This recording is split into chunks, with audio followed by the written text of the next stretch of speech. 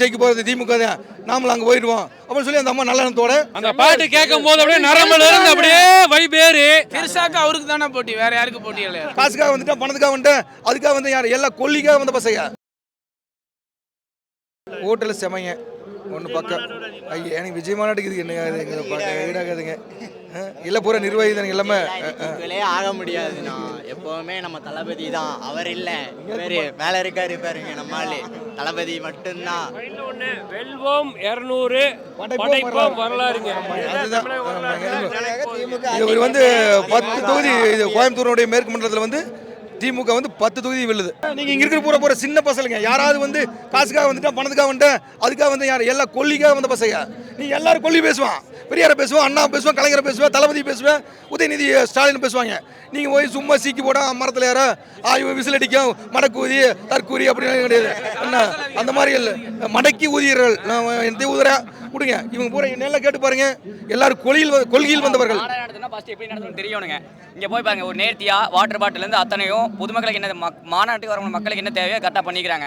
தண்ணி பாட்டில் நாய்க்கு மாதிரி வீசல, பிஸ்கெட்டை தூக்கி வீசல, மரத்தில் ஏறல, கம்பத்துக்கு எந்த கிரீஸ் போடல, பாடியர்ஸ் அத்தனை பாடியர்ஸ் எங்களுக்கு கிடையாது. வந்தார் நேற்றைய கொள்கைக்காக வந்தாங்க, மாநாட்டை முடிச்சு நீட்டே கிளம்புறாங்க, அவ்வளோதான். மற்றபடியோ கரண்ட் மரத்தில் ஏறுறது, கொடிக்கம்பத்தில் ஏறுறது, நாய்க்கு பொறி வீசுற மாதிரி எடுத்து வீசுறது, இதெல்லாம் பண்ண கிடையாது இங்கே. இதுதான் மாநாடு. ஃபஸ்ட்டு மாநாடு எப்படி நடத்துன்னு தெரிஞ்சுக்கங்க, அப்புறம் மாநாடுலாம். இது வந்து ஒரு மண்டலத்தோட மாநாடு மட்டும்தான், மாநாடே கிடையாது. ஃபஸ்ட்டு நிர்வாகிகள் சந்திப்புக்கே இத்தனைனா மாநாடுல நாங்கள் வச்சோம்னா இளைஞர் மாநாடு பார்த்துக்க என்ன நடக்குறேன். விஜய்ங்கிற ஒரு கட்சியே கிடையாது, அவ்வளோ முடிஞ்சு. இதோட இந்த எலெக்ஷன் 26 ஜெயிச்சிட்டோம்னா அவ்வளோதான், அது அவங்களோட முடிஞ்சுது. அவங்க வந்து ஒரு விஷயமே கிடையாது. எங்களுக்கு வந்து அவங்கள ஒரு ஆளே கிடையாது.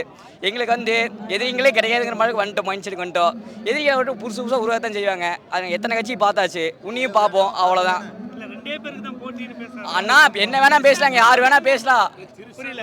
பெருசாக்க அவருக்கு தானே போட்டி, வேற யாருக்கு போட்டி இல்லை. அவ்வளோதானா இதில் என்ன? ஆமாம், நான் சொல்லியேண்ணா, அவங்கள வரேன்னு சொன்ன ஒரு கட்சி இது வரைக்கும் ஆதரிச்சிருந்தாங்க.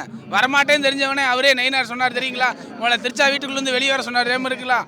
உங்களை அதை மாதிரி சொல்லுங்கண்ணா. அவங்க இந்த அனில் குஞ்சுடைய டிவிக்குடைய மாவட்ட செயலாளர் இல்லை நீங்கள் அவங்களை கூப்பிட்டு கேளுங்க. இல்லை அவங்களுக்கு கூப்பிட்டு கேளுங்க. இன்னைக்கு கரூர் மாவட்ட செயலாளர், ஈரோடு மாவட்ட செயலாளர், கிழக்கு மாவட்ட செயலாளர், மேற்கு மாவட்ட செயலாளர், திருப்பூர் மாவட்ட செயலாளர், ஒன்றிய செயலாளர் யார் அப்படின்னு சொல்லி இந்த கூட்டத்தில் அத்தனை பேர் நாங்கள் சொல்லுவோம். என் மாவட்ட செயலாளர் யார், என் ஒன்றிய செயலாளர் யாருன்னு என்னால் சொல்ல முடியும், இங்கே இருக்கும் எல்லாராலும் சொல்ல முடியும். ஆனால் நீங்கள் அந்த கூட்டத்துக்கு போய் பாருங்க, அவனை கூப்பிட்டு உன்னை ஒன்றிய செயலாளர் பேர் சொல்கிறான், அவனை மாவட்ட சொல்லுங்க, நான் திமுக விட்டு போயிடுறாங்க. நான் தான் விஜய் அவனை சொல்லுங்க. 4 தொகுதி ஜெயிப்பங்கிறாங்க. எத்தனை தொகுதி ஜெயிப்பா? 4 தொகுதி. 4 தொகுதி எப்படி செய்ய பேச வேண்டாம். அவன் கொல்லி தலைவர்த்தி பேச வேண்டாம். அவன் ஒன்றிய செயலாளர், அவன் மாவட்ட செயலாளர், அவனோட அதை மட்டும் கேட்டு பாருங்க. அந்த பையன்கிட்ட சொல்லிடுவான்னு பார்க்கலாம். நீங்கள் இந்த பையன்கிட்ட கேளுங்க. 96 காங்கிரஸ் சட்டமன்ற உறுப்பினர் NS ராஜ்குமார் மண்டேன்னு சொல்லுவான். அந்த அளவுக்கு கொல்லியோட வர்றவன் உறக்கவே இல்லை, அவன் சொல்லுவான். அந்த மாதிரி இது வந்து திமுக சாதாரணப்பட்ட இயக்கம் அல்ல, கொல்லிக்காக வளர்ந்த இயக்கம். இன்னும் 100 ஆண்டானாலும் இந்த இயக்கத்தை அழிக்கிறதுக்கு யாராலையும் முடியாது. சும்மா அதெல்லாம் சொல்றத அவர் வந்து ஆதவர்ஜுனா ஒரு டைம் இல்ல ஃபர்ஸ்ட் விசிகாவில் இருந்து அப்படிங்க, அதுக்கு விசிகாவில் இருந்து அப்படிங்க. அப்புறம் இங்கே வந்தார், அவருக்கே என்ன கொள்கைன்னு தெரியாது. அவர் வந்து இதையெல்லாம் சொல்கிறது சுத்தமாக கம்பக்குங்க. பிஜேபி டிவிக்கு எல்லாம் கதறாங்களா, ஐயோ அங்கே போயிட்டாங்க, துரோகம் பண்ணிட்டாங்க அப்படிலாம் பேசுகிறாங்க. அது அரசியல் 1000 பேசுவாங்க, அதுக்காக கதறாங்க. இங்கே வந்ததுனால அவங்க கதறாங்க, வேற என்ன முடியும். என்ன இந்த எம்பி இது ராஜ்யசபா எம்பி தர்றாங்க, அந்த சுதீஷ்னு சொல்லி போட்டு இந்த எடப்பாடி நம்பி போய் அந்த டுவால் கொடுத்தாங்க, டிமிக்கி விட்டாங்க. அந்த அம்மா பார்த்து சரி இது ஜெயிக்கிறது எத்தனை நாளைக்கு அந்த கட்சிக்காரன் வேட்டி கட்டிட்டு விஜய்காந்த் தெரியா, நம்ம எப்படி இருந்தால் ஜெயிக்க போகிறது திமுக தான், நாமளும் அங்கே போயிடுவோம் அப்படின்னு சொல்லி அந்த அம்மா நல்ல எண்ணத்தோட பழம் நழுவி பால் சொன்ன மாதிரி ஒரு 10 வருஷம் கழிச்சு தேன்லேயே விழுந்துச்சு. ஐயோ அவர் ஒரு பாஞ்சாக்கடைங்க, அவர் ஒரு சாக்கடைங்க. இல்லைங்க, நான் சொல்கிறேன் ஆதவர்ஷனா இந்த புஜி ஆனந்தில் எங்கிட்ட பேச சொல்லுங்க, எங்களை திமுக கடமட்ட தொண்டை கிட்ட பேச சொல்லுங்க. நாங்கள் பேசுகிறோம், அவங்களே கூட்டிகிட்டு வாங்க, நாங்கள் பேசுகிறோம். முதல்ல முத்தாய்ப்பா, கடைசியா முத்தாய்ப்பா ஸ்டாலினி நம்ம இவர் பாஜகவுடைய ராஜா சொன்ன மாதிரி ஸ்டாலின் இஸ் மோர் டேஞ்சரஸ் தென் கருணாநிதி. அதுதான் இப்போ நடைமுறையில் நடக்க போகுதுங்க. அது வந்து 2026 எலெக்ஷனில் எல்லாரும் பார்ப்பாங்க, அதை ஆமோதிப்பாங்க. அதுதான் நடக்கும். முதல்வர் மனசுல விஜய் தான் இருக்காரு அப்படின்லாம் பேசுறாங்க. விஜய் மனசுல யாருன்னா இருக்காங்க? இல்லைங்க நீங்க என்ன ரிஸ்க் எடுத்துக்கிறீங்க? வாய்ச்சவடாலுக்கு 1000 பேசிக்கலாம். நான் உங்களை பேசலாம், நீங்க என்னையும் பேசலாம். அதுக்கெல்லாம் சும்மாங்க. அதை எதுக்கு பேசிட்டா தமிழ்நாடு மக்கள் தான் இருக்கிறாங்க சரிங்களா, வேற யாரும் இல்லை. விஜய் மனசு அது சொல்லிட்டாங்க, அது வேணாம். திரிசா இருக்காங்க சொல்றாங்களே, அந்த அம்மா அவங்க வீட்டில் அந்த விஜயோடைய அம்மா வீட்டில் வெளிநாடு கொண்டு விட்டாங்க. திரிசா கூட தான் இருக்கிறாங்க. தளபதி அவர்கள் இன்று வரை கொள்கை கோட்பாட்டோடு இருக்கிறார். அந்த வழியிலே அண்ணா வழியில் அயராது உழைப்போம், ஆதிக்கமற்ற சமுதாயம் அமைத்தே தீர்வோம், இந்தி திணிப்பை என்றும் எதிர்ப்போம், மத்தியில் கூட்டாட்சி, மாநிலத்தில் சுயாட்சி. அந்த வழியிலே இன்று வரை தலைவர் தளபதி அவர்கள் தலைமையிலே தமிழ்நாடு அரசு சிறப்பாக செயல்பட்டு கொண்டிருக்கின்றன.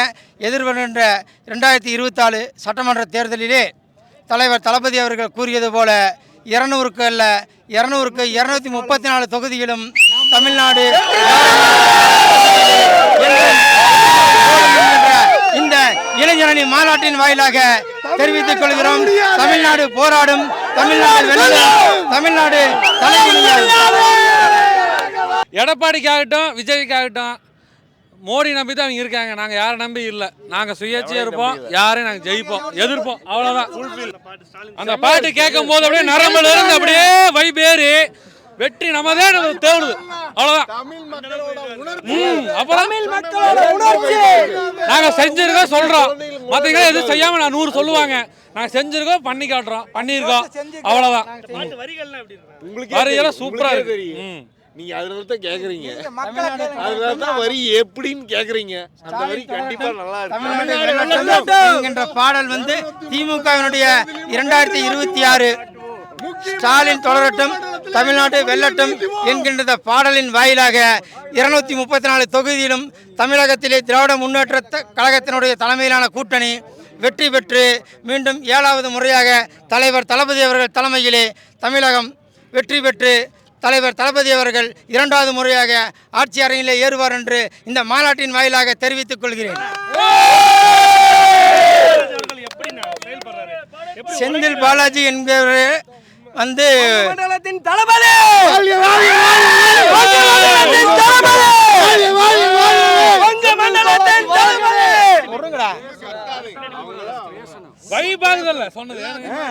செந்தில் பாலாஜி என்பவர் ஒருவர் வந்து கொங்கு மண்டலத்துக்கு வருவதற்கு முன்பாக கரூர் மாவட்டத்திலே மாவட்ட கழக செயலாளராக இருந்தார். அவர் கொங்கு மண்டலத்துக்கு மண்டல பொறுப்பாளராக அறிவித்தார்கள்.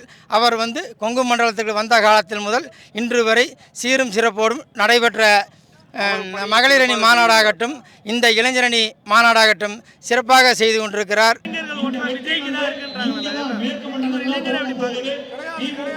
கிடையாது, வாய்ப்பே கிடையாது.